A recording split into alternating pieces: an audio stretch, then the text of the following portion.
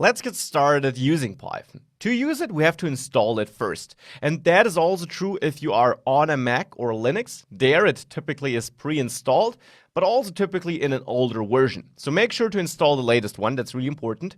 And you do install it by visiting python.org. And as I said earlier, you can use Python on Mac, Linux, and Windows. And you always install it from that page. On that page, choose Downloads and then Python 3. Whatever the latest version is when you're viewing this. In my case, it's 3.6.5.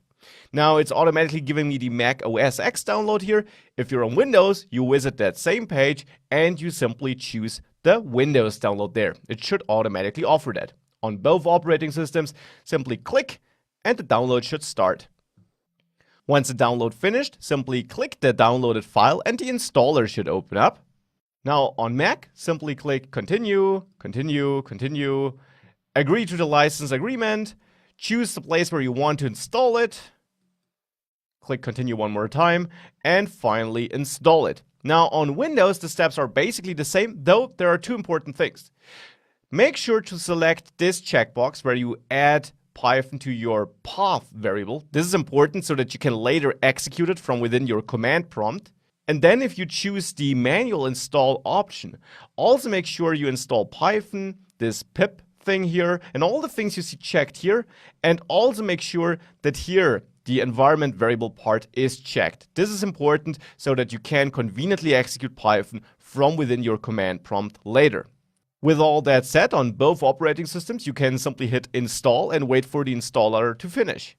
Once it did finish, open the terminal on Mac and Linux, or simply your normal system command prompt on Windows. Now, these are the tools we'll start with in the course, but no worries, later in the course we will also use a real editor and work with real files where we write our code, and far later into the course we'll also attach a more beautiful UI. So this is really just what we're starting with. Now, I'm using a Mac here, that is why you're seeing a terminal, but the steps are the exact same if you're using Windows and the command prompt. After installing Python, simply enter Python here as a command directly in the terminal or command prompt. After you do this, you should enter this input mode here. You see 3 greater than signs on the left, and this now means you're now in the Python console, so to say. This is called the REPL, and I will come back to what REPL means in the next module. The cool thing is, here you can now type Python commands and directly execute them. Later, we will also store them in files so that we can execute a whole file in one go.